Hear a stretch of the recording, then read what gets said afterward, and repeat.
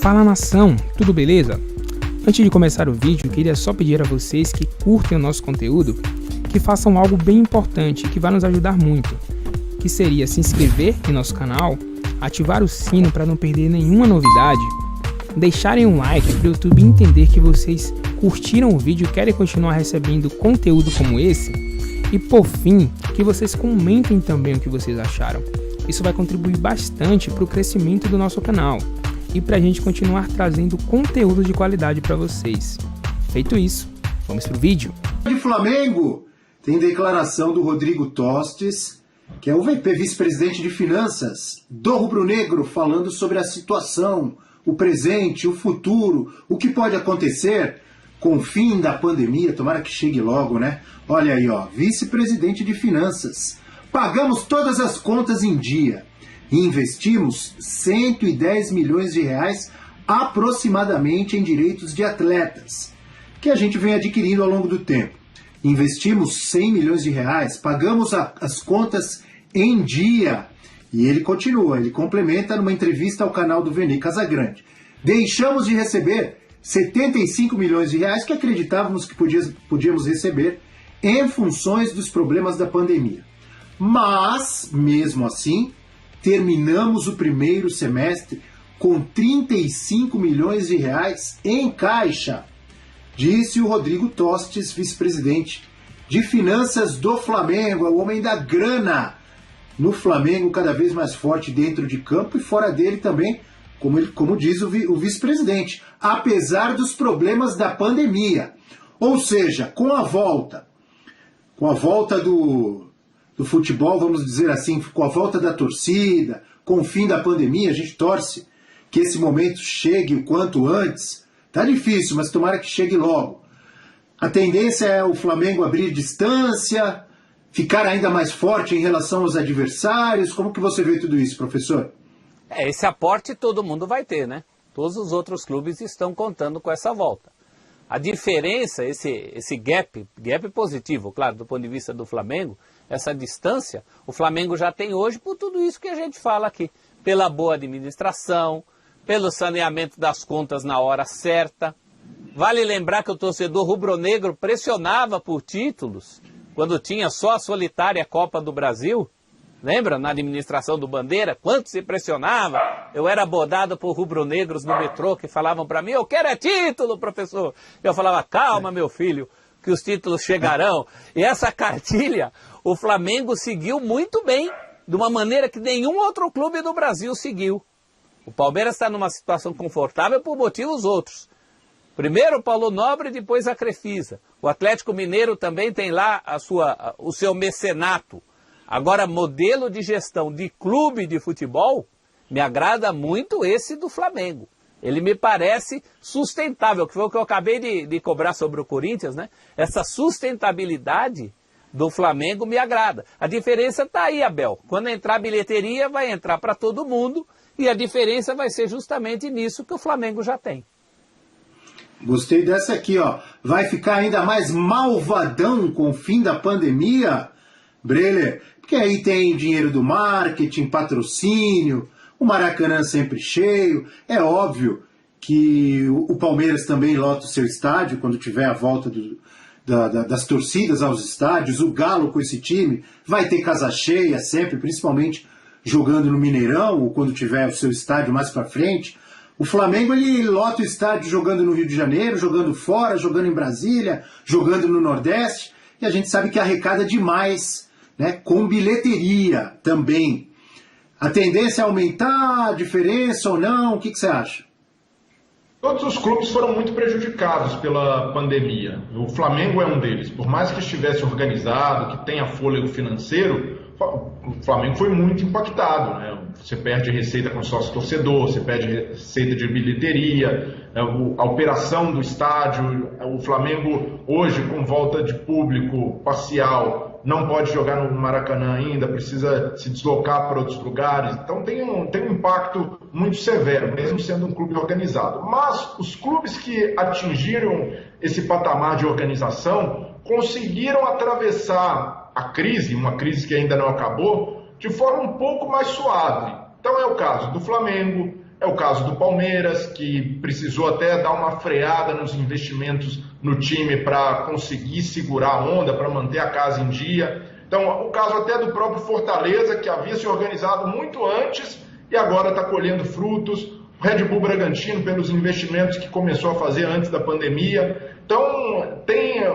esses times conseguiram reagir de forma melhor. Outros, que já estavam desorganizados, que já estavam devendo, a tendência é que entrem num período sombrio, num período obscuro, de como vai pagar a dívida, de como vai ser a volta do torcedor, de como vai ser a reestruturação. Por mais que o Corinthians tenha reforços, esse pacotão, a gente precisa ver no papel, na prática, se vai ganhar títulos, se vai conseguir as premiações esportivas, porque se não conseguir, a situação ainda vai ser muito difícil.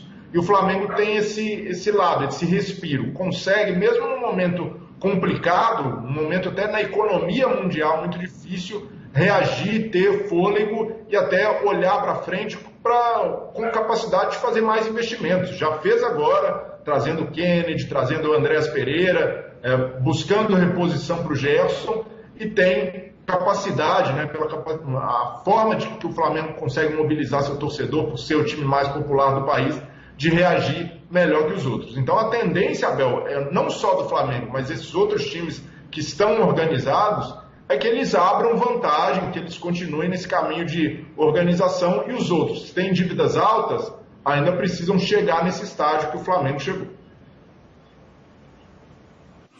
Quem tem a possibilidade, na sua visão, professor, de seguir aumentando, vamos dizer assim, o nível econômico, de melhorar, não só na parte de finanças, de marketing, enfim, com a volta, com o fim da pandemia, vamos dizer assim, além do Flamengo? Aqueles que têm os times mais atrativos, né, Abel e Breler? De cara, Palmeiras e Atlético Mineiro, são estrelas do futebol brasileiro hoje. O Corinthians tem um grande potencial, né? Só a expectativa que está se criando em cima do Corinthians, de tanto que se fala. Imagina isso aí em público. E a presença na arena é fantástica, né? O Corinthians com times competitivos na arena, realmente, ele só não se paga porque vai tudo para o estádio.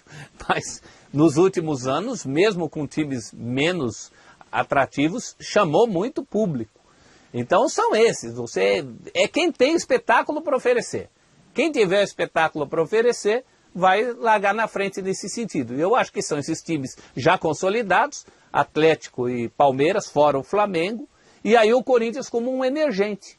Acho que são os times que geram maiores expectativas nesse momento, nessa largada de volta de público ao estádio. Você acha, professor, que o Flamengo tem feito mais diferença dentro ou fora de campo, ou nos dois? Porque nos últimos anos é o time mais vencedor, com 2 brasileiros, uma Libertadores. É óbvio que tem o Palmeiras com uma Libertadores e uma Copa do Brasil, o Galo tentando voltar aos grandes títulos, o Corinthians se reforçando. Mas ali, se a gente analisar os títulos, futebol, o Flamengo tem se destacado. Mas mais dentro ou fora de campo? Uma coisa é reflexo da outra. Eu acho até que houve um cronograma em relação ao Flamengo. Houve um primeiro momento de saneamento das dívidas, e aí também muita grita, muita pressão, mas o Flamengo aguentou esse cronograma melhor do que o Corinthians, por exemplo. O Corinthians não segurou essa barra que o Flamengo segurou. Tá certo que o time do Flamengo não era tão ruim como o time que o Corinthians tinha num primeiro momento. Mas o Corinthians, por exemplo, não segurou. O Flamengo não. O Flamengo fez um cronograma. Eu vou primeiro enxugar tudo aqui, tanto que as grandes conquistas nem vêm na administração Bandeira, né? Ou do grupo do Bandeira. Eu não sou um personalista do bandeirismo, não acho que o Bandeira é o Salvador, mas aquela ideia é interessante, foi uma ideia da qual o Flamengo não abriu mão.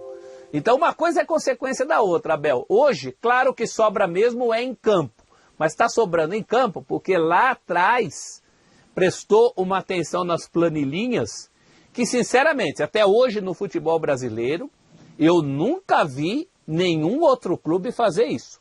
Nem antes do Flamengo e nem depois. É um modelo que eu gostaria de ver replicado em outros clubes do Brasil. Você citou o Corinthians, eu tenho a impressão que no caso do Flamengo foi mais planejado tudo o que aconteceu. Sem dúvida. No Corinthians foi mais forçado ali, os caras se viram. Mas embora a dívida aumentando, né? Se me permite, o Flamengo planejou porque tinha essa necessidade, né, Abel? O Flamengo claro. há décadas era conhecido como time que não pagava. Vamos falar a verdade. Vários eram conhecidos, mas o Flamengo, durante muitos anos, inspirou até a famosa frase do Vampeta, né? Eu finjo que jogo, eles fingem que pagam. Então houve o planejamento do Flamengo, sem dúvida, mas movido por uma necessidade quase histórica. O que você acha, Breyer? Tá fazendo a diferença mais dentro ou fora de campo? Então, uma coisa está ligada à outra, Abel. Só faz o que acontece no campo nada mais é do que fruto de gestão, de escolhas políticas, de escolhas econômicas e do caminho que o Flamengo resolveu seguir e hoje colhe os frutos. Muito torcedor de outros clubes deve olhar e falar, poxa, mas o Flamengo ainda tem dívida, olha lá o tamanho, tem mais de 600 milhões de reais para pagar, mas quando a gente pega esse bolo da dívida e destrincha, são dívidas de um prazo mais alongado, que o Flamengo consegue equacionar dentro da sua receita, a receita também é alta, compatível com o tamanho da dívida. Então o Flamengo se reestruturou a ponto em que tem uma dívida alta ainda pelos patamares do futebol brasileiro, permite tranquilidade para pagar e continuar trazendo reforços, continuar mantendo salários em dia. Então, esse é o ponto. Um clube não precisa zerar a dívida de um dia para o outro. A diretoria do Corinthians argumenta isso, que não vai zerar esse débito do nada. Mas em algum momento precisa reduzir. E é isso que não está acontecendo no caso do Corinthians. Não consegue baixar desse patamar. Aí fica muito difícil, porque você tem credor batendo na porta todo dia. E isso deixou de acontecer no Flamengo. O Flamengo hoje, quando tem um processo trabalhista, consegue sentar, negociar e jogar para frente. E isso vai continuar acontecendo. É normal, as contas de um clube de futebol dificilmente vão ficar todas em dia. A gente vê isso fora do país também. Mas quando você consegue organizar, consegue ter credibilidade no mercado, as coisas ficam mais fáceis. E entendo que para um clube como o Flamengo, com a torcida que tem, a capacidade de mobilização, os ganhos de televisão, é mais fácil se reestruturar, assim como seria para o Corinthians. O Corinthians também tem esse potencial. Mas também é possível que clubes de menor porte consigam seguir o mesmo caminho, de fazer um pequeno sacrifício, mas ser mais eficiente no gasto do dinheiro. E a gente tem visto exemplos no futebol brasileiro, Fortaleza, Bahia, Atlético Paranaense. Então não precisa, o Flamengo só se reestruturou porque é grande e popular. Não é por aí, teve também uma escolha política que outros clubes também estão fazendo. E esses clubes, em breve, vão colher os frutos, e quem deixar de fazer, de alguma maneira, vai ser penalizado no futuro de alguma maneira. E a conta um dia chega, isso daí não é inevitável agora. Eu pelo menos vejo um Flamengo crescendo cada vez mais como elenco. A gente sabe que o time é fortíssimo. Desde 2019, cresceu demais com a conquista de títulos. Mas a partir do momento que jogadores antes muito criticados, que não vinham rendendo bem, por isso eram criticados, começam a jogar, a desempenhar, como o Michael, Vitinho, o Thiago Maia recuperado de lesão, voltando a jogar bem, os próprios zagueiros também, Gustavo Henrique, Léo Pereira, e o Flamengo ainda buscando reforços lá fora, como o Kennedy e o Andrés Pereira, né? A gente vê o Flamengo crescendo ali no geral, dentro de campo. Agora eu estou falando especificamente da parte de campo, que na semana passada mesmo, no início dessa semana, eu dizia, continuo achando, um Palmeiras com mais peças de reposição, e o próprio Atlético Mineiro com mais peças de reposição para manter o nível quando os titulares não estiverem bem ou forem convocados, ou problemas de lesão, de suspensões que acontecem em todos os times. Um Palmeiras e um Galo ainda um pouco acima, na minha opinião, mas um Flamengo cada vez mais perto, igualando, e daqui a pouco, se o pessoal bobear, passando em termos de elenco mesmo, porque não está parado, está se reforçando, foi buscar lá fora também, trouxe jogadores, e o Renato, com seu trabalho, sua comissão técnica, recuperando alguns jogadores que antes eram muito criticados, professor. Essa condição melhorou muito no Flamengo, né, Abel? O Flamengo tinha jogadores com muito potencial ali mesmo e que estavam condenados ao ostracismo. O Michael chegou perto disso, o Vitinho chegou perto disso. Os zagueiros, que eu sempre falei aqui, que antes de sair doidamente atrás de mais zagueiro, mais zagueiro, mais zagueiro, o Flamengo precisava dar um destino aos zagueiros onde ele tinha investido muito, no caso Léo Pereira e Gustavo Henrique. ou esses caras eram úteis para o Flamengo, ou o Flamengo precisaria negociá-los para trazer novos zagueiros. No fim foi final feliz, porque eles estão se mostrando úteis ao Flamengo. Então tudo isso tem a ver também com a gestão. É o jeito que você gere. O Breler falou de dívida. Mais importante do que o valor da dívida é a maneira com que você lida com ela. Essas coisas que eles falam aí, eu não sei nem economicamente como é, né? O dinheiro que você tem que tirar para a roda continuar rodando, esses gastos imediatos, essas dívidas imediatas, isso o Flamengo está controlando muito bem. A ponto de que a questão do Flamengo hoje, as discussões do Flamengo hoje giram em torno do bom e do melhor ainda. Tudo é em torno do bom e do melhor ainda. A gente falou aqui na segunda-feira que o Diego está sendo criticado. Está sendo criticado porque não tem quase nada para criticar, acham lá críticas ao Diego. Esses reforços pontuais. Então está sendo tudo muito bem planejado até aqui. Eu tenho umas certas divergências ideológicas em relação a essa direção do Flamengo. Tem o caso dos meninos do Ninho do Urubu, tem a maneira como eles enxergam a vida, mas do ponto de vista ali do planejamento, da planilha, é irretocável. É um Flamengo cada vez melhor como elenco também, Breler, ou você discorda? Então, mas o Flamengo desde 2019 até 2018 já tinha um elenco bom, que a gente já podia colocar entre os melhores do futebol brasileiro, vem nesse caminho de perde uma peça, consegue repor com outra, faz achados de mercado ou tem um investimento alto, como foi com o caso de Gabigol, de Pedro. Então o Flamengo consegue beber de várias fontes, né? O Flamengo não depende somente de achados, e até achados que são da própria base. O Flamengo, além de ir bem no mercado, ele consegue soluções caseiras, e aí nos últimos anos tem Vinícius Júnior, tem Paquetá, não que tenha estourado como esses outros, mas é o João Gomes que está no elenco e quando é acionado responde, Renier que também foi vendido, o Natan na zaga que acabou se transferindo para o Red Bull Bragantino, e de alguma maneira é uma negociação, é um caixa que entra. Então o Flamengo consegue ter também uma diversificação, ele tem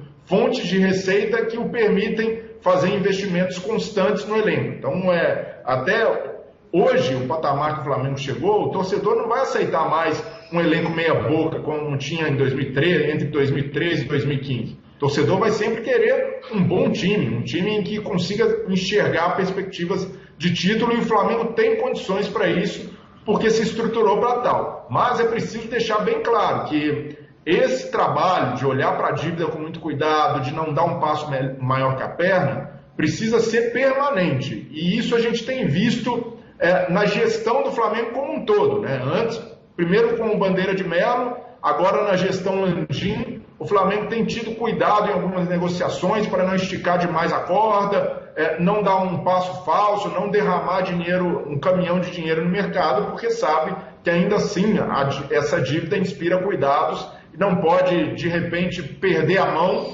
e no ano seguinte o Flamengo não ter dinheiro para contratar, precisa segurar demais. Então, o Palmeiras, por exemplo, vive um período de segurar investimento.